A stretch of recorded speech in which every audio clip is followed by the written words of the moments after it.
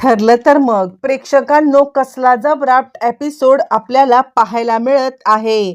प्रेक्षकांनो, आपण तर पाहिलंय की लोणावळ्याला प्रिया आणि अधिराज आलेले आहेत. पण आता प्रियाला या सगळ्यामध्ये काहीही झालं तरी संतोषला भेटू न देण्यासाठी जो काही ट्रॅप आता रचण्यात आलेला आहे, त्या ट्रॅपमध्ये प्रिया आता दारूच्या नशेमध्ये अशी काही अडकलेली आहे की प्रियाला या सगळ्यामधून बाहेर पडण्यासाठी कोणत्याही प्रकारचा चान्स आता मिळत नाहीये.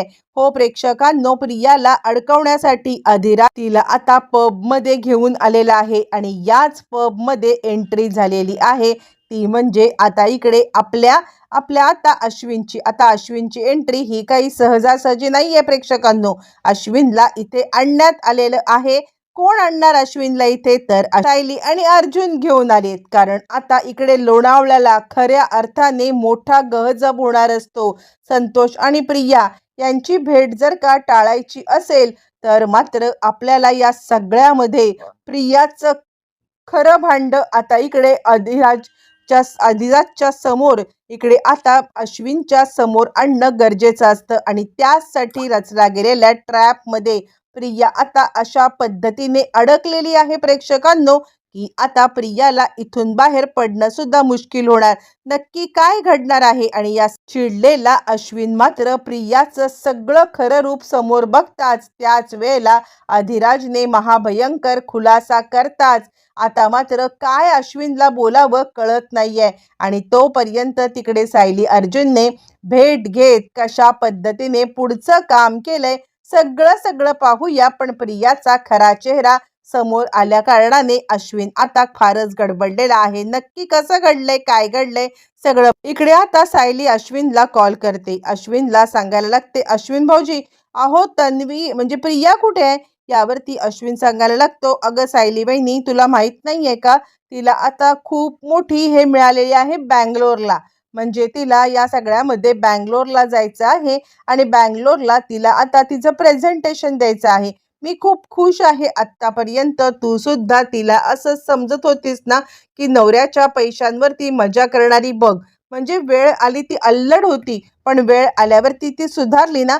यावरती सायली सांगायला लागते, बँगलोरला? अहो पण मी तर तिला लोणावळ्याला जाताना पाहिलं.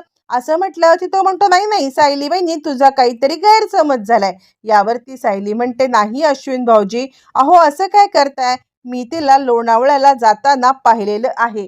अश्विनला या सगळ्यामध्ये आता मात्र काहीच कळायला मार्ग नाहीये की आता सायली वहिनी हे काय बोलती आहे किंवा आता सायली वहिनी नक्की कशाबद्दल बोलते त्याला काही कळतच नाहीये. आणि तो आता सांगतोय की अगं नाही, ती खरंच लोणावळ्याला गेले आणि त्यानंतर ती खरंच बँगलोरला गेलेली आहे. तो प्रियाला फोन लावतो. प्रियाला फोन लावून, हॅलो कुठे आहेस तू, असं म्हटल्यावरती ती सांगायला लागते, हे काय, मी आत्ताच बँगलोरच्या दिशेने निघालेली आहे. आणि त्यानंतर मग आता लगेचच पुन्हा एकदा सायलीला फोन करत अश्विन सांगायला लागतो, सायली बहिणी ती बँगलोरला गेलेली आहे. तू उगाचच माझ्या मनामध्ये आता मात्र इकडे काहीही सांगण्याचा हे करू नकोस, असं म्हटल्यावरती मग आता लगेचच सायली सांगायला लागते, ठीक आहे, काही झालं तरी सुद्धा तुम्ही माझ्यासोबत काम कराल. मी आता चाललेली आहे लोणावळ्याला. माझं एक काम आहे.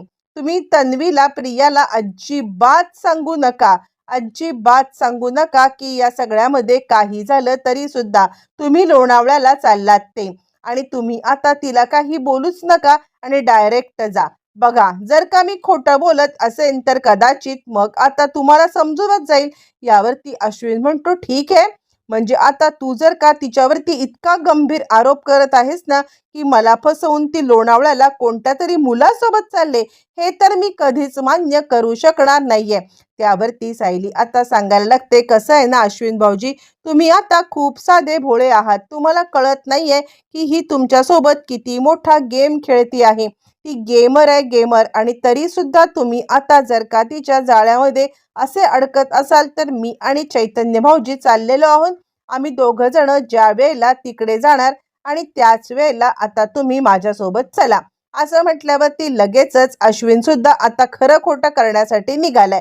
तोपर्यंत प्रिया आणि अधिराज लोणावळ्याला पोहोचले. इकडे तोपर्यंत प्रिया आता अधिराज सोबत लोणावळ्याला आलेली आहे.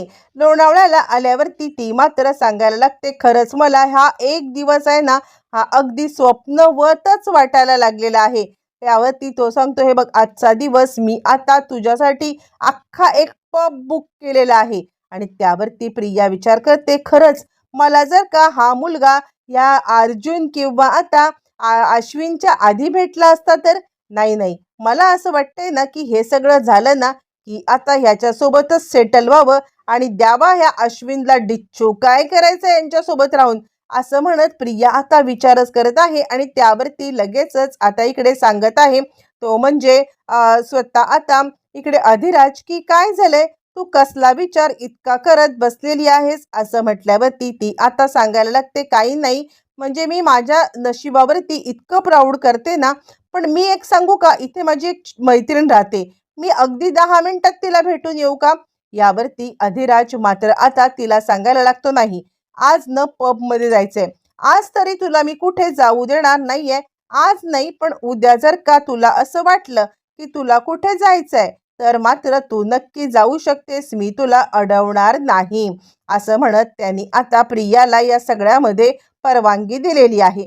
बरं, आता हे झाल्यावरती प्रिया आता विचार करते, ठीक आहे, आजचा दिवस एन्जॉय करूया आणि त्यानंतर मग आता हे करूया. आणि इकडे तोपर्यंत फोन करत लगेचच अधिराजला सांगितलंय की कोणत्या पब मध्ये चालल्यात, काय चाललंय, हे सगळं सगळं आता इकडे मला पाठवा. कारण काहीही झालं ना तरी सुद्धा या सगळ्यामध्ये आता हिचा पडदा जोपर्यंत फारश होत नाहीये आणि तोपर्यंत आता मात्र सगळं सत्य समोर येणार आहे. असं म्हटल्यावरती मग आता तो सांगतोय, हो मी पाठवतोय. त्यावरती ती सांगते, हे बघा तिला दारू पाजा, दारूच्या नशेमध्ये तिचं स्टेटमेंट रेकॉर्ड करून घ्या. ती जे काही बोलेल ना ते सगळं सगळं तुम्ही आता रेकॉर्डिंग करून घेतलं ना तर कदाचित या सगळ्यामध्ये आपल्याला खूप मोठा फायदा होणार आहे. ती जे काही बोलेल ते सगळं रेकॉर्डिंग करा आणि त्यानंतर मग आता ते रेकॉर्डिंग मला पाठवून द्या. आणि तोपर्यंत मी आता अश्विन भाऊजींना तिकडे घेऊन येते. त्यावरती तो सांगायला लागतो, एक मिनिट सायली वहिनी, तुला आता मी एक सांगायला विसरलो. तुला खरं तर मी सांगायला विसरलो की आता ती मला सांगत होती की तिला आता कोणत्या तरी मैत्रिणीला भेटायचंय. सायली म्हणते, नाही, तिला मैत्रिणीला नाही, तिला आता त्या भेटायला जायचं आहे, ते म्हणजे संतोषला. आणि आपण तिला तिकडे जाऊ द्यायचं नाहीये हे मात्र नक्की आहे. त्यामुळे मी आज अश्विन भाऊजींना घेऊन येते. आजचा दिवस तुम्ही सांभाळा, तेच तिला फरफट तिकडे आणतील. असं म्हटल्यावरती मग आता इकडे सगळ्या गोष्टी क्लिअर झालेल्या आहेत. आणि त्यानंतर मग आता सायली कामाला लागलेली आहे. सायली या सगळ्यामध्ये आता मात्र खूप मोठा निर्णय घेते. काहीही झालं तरी सुद्धा आता इकडे लवकरात लवकर प्रियाला पकडायचंच. तोपर्यंत अश्विन आणि सायली निघा. पुन्हा एकदा अश्विन आता फोन करत आहे, तो म्हणजे प्रियाला. हॅलो तन्वी, कुठे आहेस तू. यावरती आता इकडे त्याला वाटते की कदाचित तिचं प्लॅनिंग बदललं असेल, कदाचित ती लोणावळ्याला गेली असेल, तर आता ती मला नक्कीच सांगेल. असा विचार करत मात्र तो या सगळ्यामध्ये हा फोन करतोय. पण त्याच वेळेला प्रिया आता धादांत खोटं बोलते, अरे मी बँगलोरला लँड पण झाले आणि त्यानंतर मग आता तुला फोन करायचा राहून गेला. आता खरं तर या सगळ्यामध्ये निघताना ती सांगितलेलं असतं की मी ट्रेनने चालले आणि आत्ता सांगते की मी प्लेनने लँड झाले. म्हणजे आता अश्विनला सुद्धा डाऊट आलाय आणि तो सांगायला लागतो, तन्वी म्हणजे तू कशाने गेलीस, तू सकाळी तर म्हटली होतीस की तू ट्रेनने जाशील.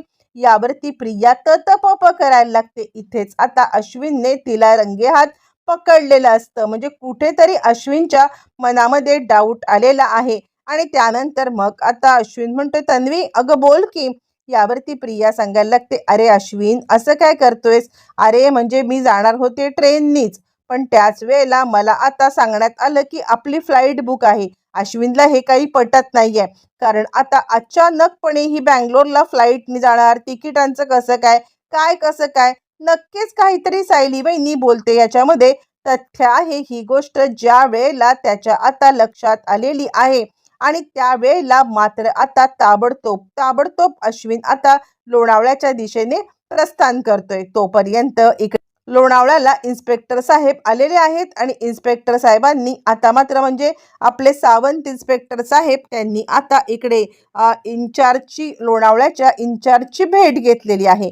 ज्या वेळेला लोणावळा इन्चार्जची भेट घेतली गेली आणि त्याच वेळेला त्यांना आता समजलेलं आहे की आता इकडे म्हणजे संतोष याच याच्यात त्याला लॉक करून ठेवलेला आहे. झालं म्हणजे संतोषपर्यंत प्रियाला पोहोचू न देता आता पुढच्या पद्धतीने डाव खेळण्यात येणार असतो. संतोष आता इकडे असताना ते आलेले आहेत आणि सगळे आता पुरावे घेऊन संतोषलाच या खुनामध्ये अडकवून मग आता त्याच्या तोंडून सत्य वदवून घेण्याचं सावंतांनी बरोबर काम केलेलं आहे प्रेक्षकांनो. बरं आता हे सगळं होत असताना मग तोपर्यंत इकडे आलेली आहे पब मध्ये आणि आता सायली आणि चैतन्य हे दोघ जण सुद्धा आता त्याच पब मध्ये आलेले आहेत. ज्या वेळेला ते दोघ जण त्या पब मध्ये आलेले आहेत आणि त्याच वेळेला मात्र आता इकडे समोरचं दृश्य पाहून त्यांना सुद्धा धक्का बसतो. कारण फक्त आता दारूच्याच नशेत नाहीये तर तिने अगदी शॉर्ट कपडे म्हणजे आता अंगावरती कपडे नसल्यासारखेच कपडे घातलेले आहेत.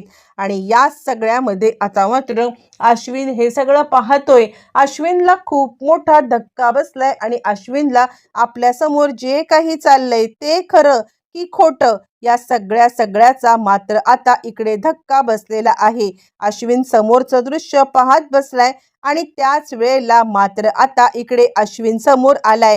काय चाललंय हे सगळं तन्वी? आणि इकडे तोपर्यंत प्रियाने आपला गुन्हा कबूल केलेला आहे. म्हणजे आता ज्या वेळेला प्रिया दारूच्या नशेमध्ये आहे आणि त्याच वेळेला तिला आता अधिराजने विचारले, काय ग तन्वी, तू आता कोणाला प्रिया भेटायला जाणार होतीस? यावरती ती सांगायला लागते, मी कुठे नाही रे, माझी सगळे 1000 कामं असतात. मी त्या संतोषला भेटायला जेलमध्ये चालले. आणि हे सगळं रेकॉर्डिंग केल्यावरती अश्विन तिकडे आलाय. अश्विन तिचा हात धरतोय, तिला आता ओढत नेण्याचा प्रयत्न करतोय. पण त्याच वेळेला मात्र आता इकडे प्रिया सांगायला लागते, ए चल सोड, तुझ्यापेक्षा हा आता कितीतरी मालदार आहे आणि आता तुझ्यासोबत राहण्याची मला इच्छा नाहीये. काहीही झालं तरी सुद्धा मी याचा हात सोडणार नाहीये. अरे हा तुझ्यापेक्षा करोडपती आहे, सोड मला, सोड. आता इकडे अश्विनला खूप मोठा धक्का बसलाय. त्यावेळेला सायलीला पण धक्का बसलाय आणि अश्विन सांगायला लागतो, सायली वहिनी काय? आणि त्यानंतर अश्विन हादरलाय. त्यावरती सायली सांगते, अश्विन भाऊजी हेच तुम्हाला दाखवायचं होतं. मुळातच या सगळ्यामध्ये हा अधिराज अर्जुनचे मित्र आहेत, अर्जुन सरांचे मित्र आहेत आणि आता त्याच्यासोबत हिने नाटक केले आणि आज लोणावळ्याला इकडे आले आणि मुळातच ती इकडे या कारणासाठी आलेलीच नाहीये. त्यानंतर प्रिया नशेत आहे, ती सांगते, हो नाही चाले, सोड माझा हात, मी अधिराजच्या सोबतच राहणार आहे. असं म्हणत आता इकडे अश्विनला इतका प्रेक्षकांनो धक्का बसलाय, त्याला आता कळायलाच मार्ग नाहीये की आता आपल्या समोर ही बायको उभी आहे जी प्रेमाचं इतकं नाटक करत होती ती खरी, की ही आता आरडाओरडा करत बोलत आहे ती खरी. त्याला काही कळायला मार्ग नाहीये आणि तो या सगळ्यामध्ये मात्र आता पुरता गडबडून गेलेला आहे. तो विचार करतोय, नाही काहीही झालं तरी सुद्धा या सगळ्यामध्ये हिने जी काही कारस्थानं केलेत ती कारस्थानांचा आता मात्र कच्चा चिठ्ठा खोलायलाच पाहिजे.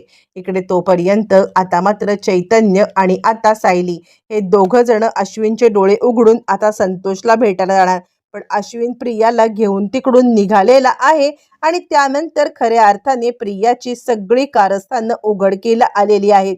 इकडे तोपर्यंत संतोषला घेऊन सायली अर्जुन कोर्टात पोहोचणार, सायली आणि चैतन्य कोर्टात पोहोचणार आणि त्यानंतर खऱ्या अर्थाने मालिकेचा टर्निंग पॉइंट काय येणार, कसा येणार पाहणं फारच रंजक